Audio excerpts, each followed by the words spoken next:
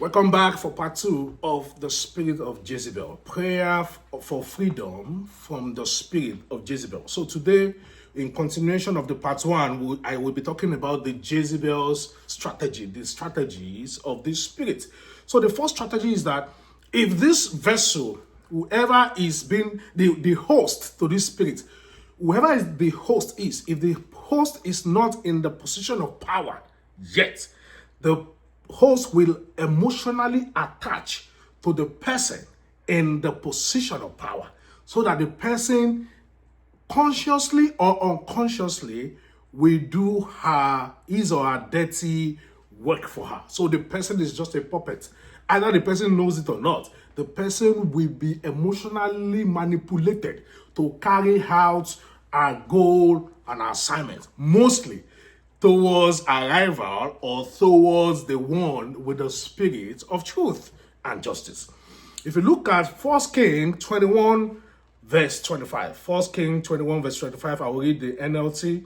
It says, "No one else so completely sold himself to what was evil in the Lord's sight as Ahab." Ahab was the former king of Israel, and Jezebel was the wife of Ahab. So let's continue. As Ahab did under the influence of his wife, Jezebel. This spirit, the host of this spirit of Jezebel, is very influential. And the way she gets this done is she emotionally attaches herself to the person in power, either through sexual energy or words of mouth. She find a way, whatever it is, she is gifted, attractive, intelligent, smart. She's good with words. I told you all of these attributes. She uses these weapons, the skills, the schemes to attach herself to the person in power, as a weed attach itself to the crop. So look at here. Due to what? The influence of his wife. Under the influence of his wife. So they're very influential. They look for someone in power to attach themselves emotionally with. The second strategy is that they identify the rivals and the prophets. The prophets are the one God has raised with the spirit of truth and justice. When I say prophet here, it doesn't mean that the person has to be a real prophet in the church or something. It can just be somebody either in the organization or in the land, in politics, wherever the environment is. The person who hates injustice, the person who hates lies and robbery, the person who hates wrongdoing and just has the passion or the spirit of truth and justice. This is a person that likes to speak the truth all the time, even this, because he has been gifted or empowered to see the manipulation of this vessel, of this person that is carrying the spirit or being influenced by the spirit of Jezebel. The person, the prophet, has the ability to see those manipulations underneath the surface. Most people will not see it, but he has been given the eyes and the ears to perceive the truth in that situation. So Jezebel will always target the prophet and other rivals for that position of power. You understand what I mean? So the third one is that she will patiently disguise as a friend to the rival or to the prophet to earn their trust and get personal information or identify their weaknesses. So she will attach to, just the way she attached to the person in power, she or he will also attach to the prophet, the one with the spirit of truth, or the rival, acting as a friend. He or she will come in the disguise as the angel of light. The goal is to seek information, seek weaknesses, what he or she can use against the rivals or against the one with the spirit of truth and justice. Are you getting the strategy now? The fourth one is that if there is no weaknesses, if she couldn't find any weaknesses either from the rivals or from the one with the spirit of truth, she will create a weakness. One of the ways she creates a weakness is that she sets emotional traps. I told you, she is powerful with emotions. If you are kind, she will use your kindness against you. If you love to protect, if you are protective in nature, she will use the protective nature, your instincts, your protective instincts against you. How? If you love to protect, if you have a protective nature, she will come as if she's in danger so that you can try to protect. The more you do this, you will think you will be fulfilled because you are doing what you want to do. It looks good, it looks godly, it looks righteous to protect those who are being oppressed, right? So she will act like she's the victim, or she will act as if she's in danger. So as the more you protect, the more you fall in love, the more you are emotionally attached, and the more you enter the spider's web. If you are an empath that loves to nurture, care, love, she will come, or he or she will come in the form of someone that is being troubled, that needs to be nurtured, or that needs to be cared for. The more you do this, you will think you are fulfilling who you are being who you are being called to be, or who you are being wired by God to be. But as you are doing it, you are emotionally attached because she is giving you your own desire, which is the feeling of being valuable and needed. And as she's doing that, you are doing that, you will be emotionally attached. Before you know it, you are in the spider's web. She is gifted with emotional manipulation.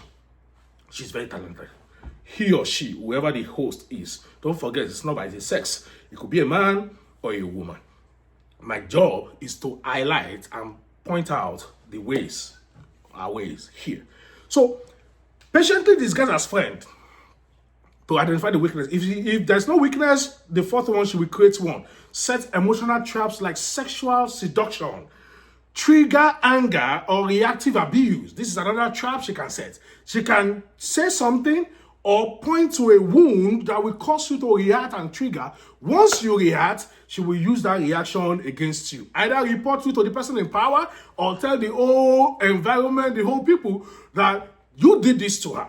She will never, he or she will never say, I did this, then the person reacted. No, he or she will not mention her actions. He or she will not mention what she did to get the information or trigger the person, but he or she will point to your reaction just to cause other people to not like you. That's the goal.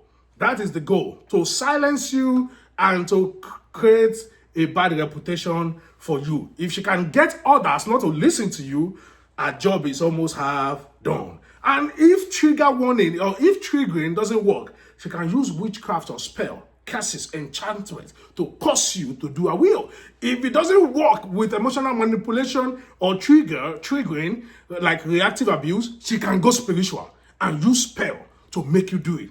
That is when you can start seeing yourself dreaming, having sexual dream in the dream. This is what? This is spell work. This is spiritual attack, attacking your mind, planting the seed of lust, just to weaken your resolve. It is now the physical is not working as he or she wanted. Now she's going spiritual. Then you start seeing that, why am I having this kind of weird dreams? The more you start having these dreams and thinking about the dreams, if you're not careful, if you don't rebuke it, the more your mind will be, your guard, your strength will be weakening. That is the strategy. If physically it doesn't work, spiritually she will try that. If you look at Isaiah 59, 4-6, Isaiah 59, verse 4-6, it says, no one cares about being fair and honest. The people's lawsuits are based on lies. They conceive evil deeds and then give birth to sin. They hatch deadly snakes and weave spider's web. What? Weave spider's web. Whoever eats their eggs will die. Whoever cracks them will hatch a viper. Their webs can be made into clothing, and nothing they do is productive. All their activities is filled with sin, and violence is their trademark. Drama, violence is their trademark. That is how you will know. But what? They hatch deadly snakes. They what? They weave spider's web. The web is a trap. The emotional triggering and all of that is just for you. It's like an insect being running into the web of a spider. The more the insect tries to get out, the more the web keeps holding the insect or the object tightly. It is a trap. It is a trap.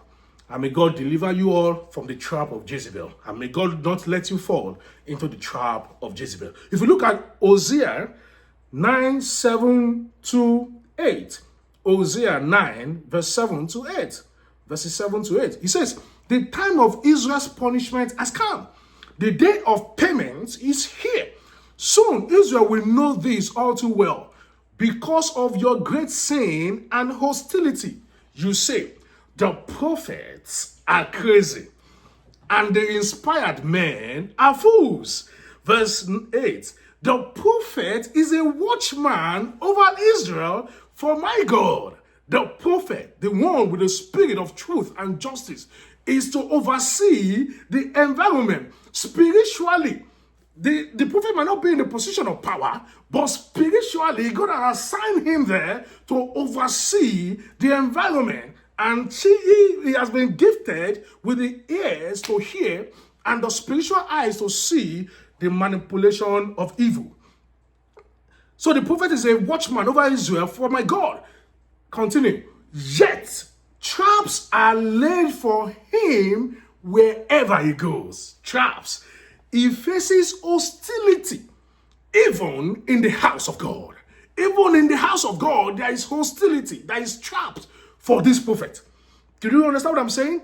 The goal of Jezebel is to set trap, knock off the one with the spirit of truth and justice, and subdue our rivals. For what? Just to get praise, to be in the position of power, to be the only one admired, to be the only one getting attention. It is all about this. It is all about this. She wants to be worshipped. He or she wants to be feared. He or she wants to be praised. The fifth point.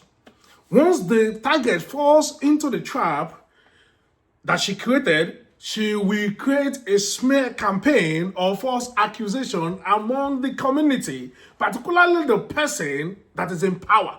She wants to get the rival or the one with the spirit of truth, the prophet, out. So once the person falls into the trap, either the trap of sexual seduction, either the trap of emotional triggering by triggering the person's anger, or without anger, the outburst of anger, whichever one it is, she will use that thing, point to it, and tell the old one, oh, this person did this. This person was terrible. He or she will never mention what she did to trigger that response. So if you hear someone with the Jezebel spirit making accusation about someone, the first question you should ask is, how will this person just slap you? How will this person just do this to you? What did you do that warranted that? The person will not just come to you and slap you. Something must have warranted that. We are not encouraging violence, but we also want to know the truth. So ask good question. So he or she will create a smear campaign to destroy this person's image or reputation in that environment. If you look at 1 Kings 21, 7 to 14, let's see how Jezebel did it here.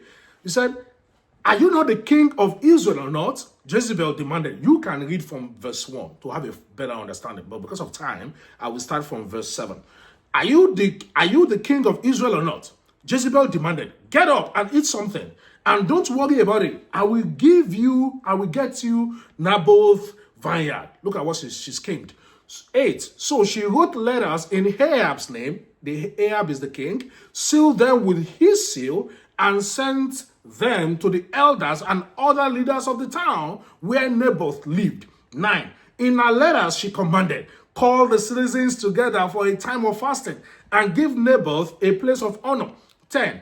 And then sit 2 scoundrels across from him who will accuse him of cursing God and the king. This man never did it. He just didn't want to sell his property, his family inheritance to the king. But here she is scheming that this same Naboth, an innocent man, cursed God and the king. Jezebel acting here as if she really cares about God, but using the law of the land and the law of God, the religious law, to bring accusation to an innocent man. Cursing the king, cursing God and the king. Then take him out and stone him to death. 11. So the elders and other town leaders followed the instructions Jezebel had written in the letters. 12. They called for a fast and put Naboth at a prominent place before the people. Then the two scoundrels came and sat down across from him. And they accused Naboth before all the people, saying, he cursed God and the king. So he was dragged outside the town and stoned to death. 14. The town leaders then sent word to Jezebel that Naboth has been stoned to death. Look at what she schemed. She schemed that Naboth had cursed God and the king. You don't curse the king. It's a civil law. She used the civil law. You don't curse God. We can call that blasphemy. She used religious law. So she knows the law, and the law is a weapon in her hand. So this person can use the laws of your organization. Let's say in an organization, you don't come late, more than 9 p.m. Maybe you have an accident, your car broke, something happened, and you came late. She can use that against you, just to create a bad reputation or get you out of the way. Not with good intention that she cares for the company, or he cares for the company. Is just to get you out of the way. You are like a threat, a rival, or the one with a spirit of truth and justice. That is the prophet. Do you understand that? Let's look at another example. How she schemes this. If you look at Jeremiah 18, verse 18 to 21. I may not finish that, but let's read. Jeremiah 18, verses 18 to 21. It says, then the people said, come on, let's plot a way to stop Jeremiah.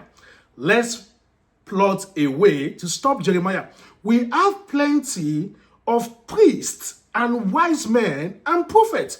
We don't need him to teach the word and give us advice and prophecies. Let's spread rumors about him and ignore what he says. Jeremiah now said, 19, Lord, hear me and help me. Listen to what my enemies are saying. 20, should they repay evil for good? They have dug a pit to kill me. Though I pleaded for them and tried to protect them from your anger. There are times that God wanted to strike these same people. But Jeremiah was interceding for them without them knowing. Probably in his prayer closet, interceding. God have mercy. Don't destroy these people. But here they are plotting for their helper. Plotting to get rid of him. 20. So let their children starve. Let them die by the sword. Then Jeremiah just started cursing and rebuking them. But look at the scheme here. 18 again. Then the people said, come on, let's plot a way to stop Jeremiah. Jeremiah is the prophet in this instance. Whoever has the spirit of truth and justice is a target to Jezebel. The scheme here. We have plenty of priests and wise men. We have other people that can do his or her job. We don't need him to teach the word and give us advice or any prophecy. We don't need it. Let's get him out. Let's spread rumors about him and ignore what he says. Let's spread rumor. That is creating a smear campaign. The sixth strategy is that if the traps did not work, this person, the host, can begin to sow seed of what? Self-doubt, discouragement, procrastination, fear, or wrong advice to the rival or to the one with the spirit of truth and justice. And by the grace of God, the one with the spirit of truth and justice, the prophet, has the gift of discernment to discern that, oh, she's lying, or he is lying. He or she just wants me out of this place. Hopefully, that will not work. So these are the strategies: smear campaign, emotional traps, emotional triggering, and sowing of seed, bad seed of doubt, or procrastination or fear, as the case may be. I will stop here, then I will continue part 3 for the solution to this oppression. Bye for now.